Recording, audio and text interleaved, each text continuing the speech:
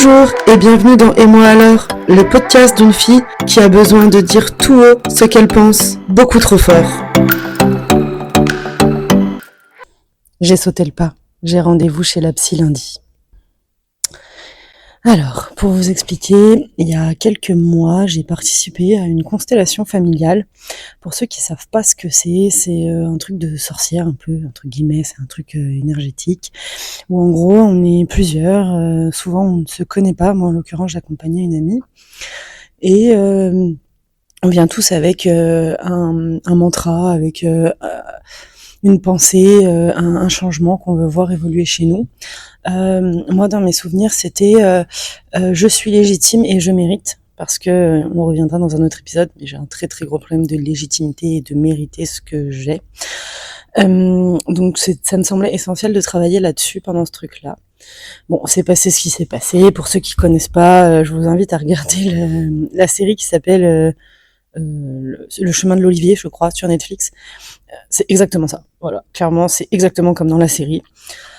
Et la journée se passe, très fatigante en l'occurrence. Et du coup, je rentre et puis sur le coup je me dis ouais, il s'est pas passé grand chose, enfin voilà. Et puis finalement, je regarde une autre série, j'ai même plus le nom, dans laquelle il y a un gamin autiste, très autiste, c'est horrible quand je dis ça, un gamin autiste cliché, qui va faire des photos avec un photographe, et ce photographe se rend compte que plus il est au contact de cet enfant, plus il se rend compte que lui aussi était certainement autiste. Bon, soit. Et en fait, quand il fait ses recherches dans la série, en fait, il donne des trucs, il donne des caractéristiques, des traits, des trucs, des machins. Et je me dis, putain, mais ça me fait penser à moi. Mais bon, on est plein dans ces cas-là, hein, se dire, on dirait moi, faire des tests sur Internet, se dire, mais gna, c'est moi, bref. Du coup, me voilà à chercher sur Internet, à faire des tests, comme tout le monde. Et je me dis, putain, mais en fait, tout ce que je pensais être normal chez moi, et tout ce que je pensais c'est pareil pour tout le monde, je me rends compte qu'en fait, ça allait peut-être pas. Donc ça fait son petit bonhomme de chemin dans ma tête, et puis plus je me renseigne, plus ça m'obsède, et plus je pense qu'à ça, moins je dors parce que je fais des recherches, bref, très compliqué. J'en viens à poser des questions autour de moi, en demandant, est-ce que toi, dans cette situation-là, tu réagis comment ? Non. Et en fait, je me rends compte que, en fait, ce que je pensais être vrai pour tout le monde, c'était pas le cas. Et je me dis, il y a peut-être un truc, entre guillemets, qui cloche chez moi. Et là, je me dis, j'ai besoin de savoir si c'est dans ma tête ou si, je vais faire des bilans. Je veux savoir ce qu'il y a vraiment dans ma tête, à quel point mon cerveau est déréglé ou pas. Et du coup, je me mets en quête d'un parcours diagnostique pour avoir des réponses. Et là, je me rends compte que je rentre dans une galère. On pense que les médecins traitants, c'est compliqué. On pense que les dentistes, c'est compliqué. On pense que les dermatos, c'est compliqué. Là, je peux vous assurer que les psys, c'est horrible. Surtout qu'il faut trouver du coup un psy qui fait des bilans. Déjà, ça c'est pas voilà. Il faut trouver un psy compétent qui a les compétences pour diagnostiquer l'autisme chez la femme adulte. Voilà encore une galère parce que la femme adulte a tellement appris à masquer depuis très jeune, parce que la femme a beaucoup plus de capacité d'adaptation que les hommes, que c'est un diagnostic très compliqué. Donc me voilà dans une galère, je me renseigne à droite à gauche, j'ai des gens autour de moi que j'apprends, du coup, bien intéressant, qui sont eux-mêmes autistes, donc ils me racontent leur parcours, ils me parlent de leur expérience, ils me disent, attention, c'est vraiment, prends le pour, le contre, est-ce que t'es vraiment sûr de vouloir faire ton diag, bref.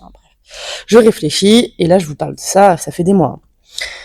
Et puis bien sûr, mon algorithme Instagram, réseaux sociaux, tourne de plus en plus autour de ça. Je tombe de plus en plus sur des posts là-dessus, sur tous les troubles neuroatypiques, donc le TDAH, le HPI, le TSA, bref, tout mon algorithme des réseaux sociaux tourne autour de ça. Donc je me mets à suivre beaucoup de psy.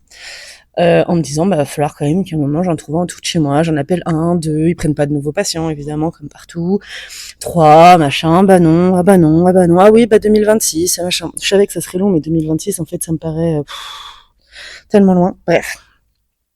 Finalement, je tombe sur une autre psy, plutôt jeune. Ses posts sur Instagram me parlent.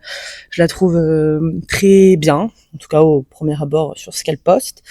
Et du coup, je vais sur son site internet, je vois qu'elle fait des diag, machin. Donc, j'envoie un message dans le truc de contact en lui expliquant mon cas, en lui disant que je cherche à faire un diagnostic, elle est à 1h30 de chez moi, mais je suis prête à faire la route.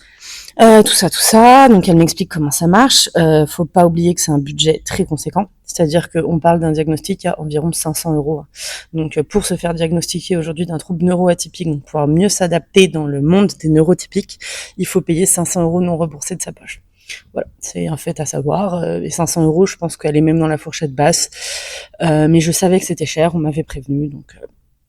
Donc voilà, j'ai besoin de savoir. Je suis pas capable d'expliquer pourquoi j'ai besoin de savoir, mais j'ai besoin de savoir. J'ai besoin de savoir que c'est pas pour rien, tout ce qui se passe dans ma vie, c'est pas pour rien, plein de choses. Et j'ai besoin d'être sûre, j'ai besoin de pouvoir m'adapter, j'ai besoin d'avoir des réponses. Donc, je suis prête à mettre ces 500 euros dans ce diagnostic. J'ai besoin de savoir.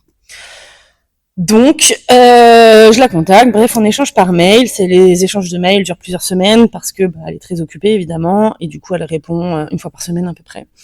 Puis finalement elle m'explique comment ça marche. Donc elle me dit que d'abord il faut un rendez-vous préalable pour voilà discuter, faire un premier pré-bilan, elle appelle ça. Et puis ensuite on cale un bilan. Et du coup je lui dis oui c'est bon, je suis partante, on y va.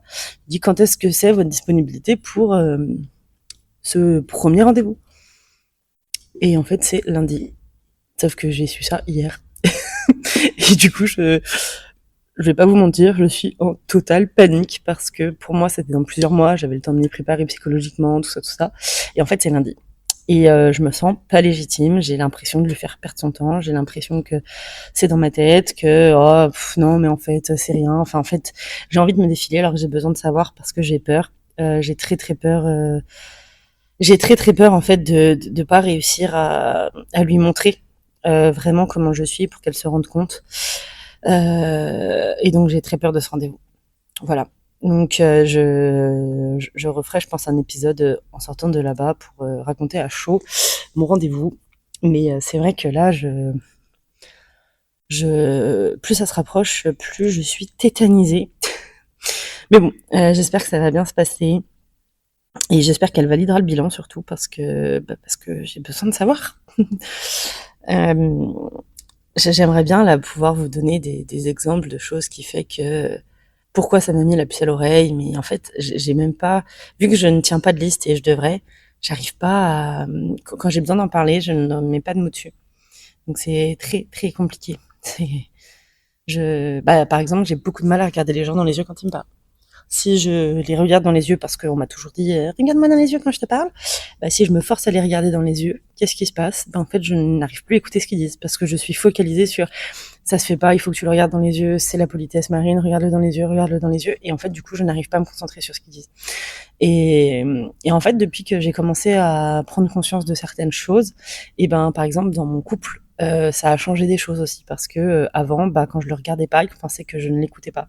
Et en fait, il est avec moi dans mes recherches et du coup je lui ai expliqué. Je lui ai dit tu vois en fait ça explique que si je te regarde quand tu me parles, je ne suis pas capable de me concentrer sur ce que tu me dis parce que en fait c'est trop intense et j'arrive pas en fait c'est une concentration énorme pour moi de te regarder dans les yeux quand tu me parles et du coup je ne peux me concentrer qu'à ça, je n'arrive pas du tout à écouter ce que tu me dis. Et depuis en fait c'est ok que je le regarde pas quand il me parle. C'est ok, je peux regarder à côté et il a compris que je l'écoutais. Donc il y a plein de choses comme ça qui pourraient changer des choses dans ma vie, tout comme les grosses crises de nerfs que je peux faire. Des fois, pour un rien, mais vraiment, j'ai vraiment la sensation au fond de moi qu'il y a un verre qui est plus ou moins rempli, mais il y a une goutte près, mais un truc, mais qui n'a rien à voir, enfin un truc anodin, et en fait je vais déclencher et là je vais partir en crise. Mais à m'asseoir par terre et à taper par terre. Vraiment une crise où je ne peux plus respirer, je ne fais que pleurer, enfin c'est très dur. Et plus on avance dans le temps, plus elles sont importantes et plus elles sont souvent. Et dans mes recherches, du coup, j'ai cru comprendre que c'était à force de faire semblant, du coup, on avait de moins en moins de capacité à faire semblant, donc les crises étaient de plus en plus fréquentes. Tout comme quand je suis vraiment à bout de force, à bout de lien social, à bout de faire semblant, je peux aussi me terrer dans un silence, mais quand tout est trop, je peux me terrer dans un silence qui dure plusieurs heures, voire des fois jours, où je ne peux plus parler. Genre, sortir un seul mot de ma bouche, c'est impossible. Et ça, par contre, dans un couple, par exemple, c'est très compliqué. Donc en fait, il y a plein de choses comme ça. Je suis très peu tactile. Je ne supporte pas qu'on me touche. Et ça a toujours été. Après, j'ai toujours dit, je suis pas tactile, mais je n'ai jamais su mettre deux mots dessus. Mais je ne supporte pas qu'on me touche.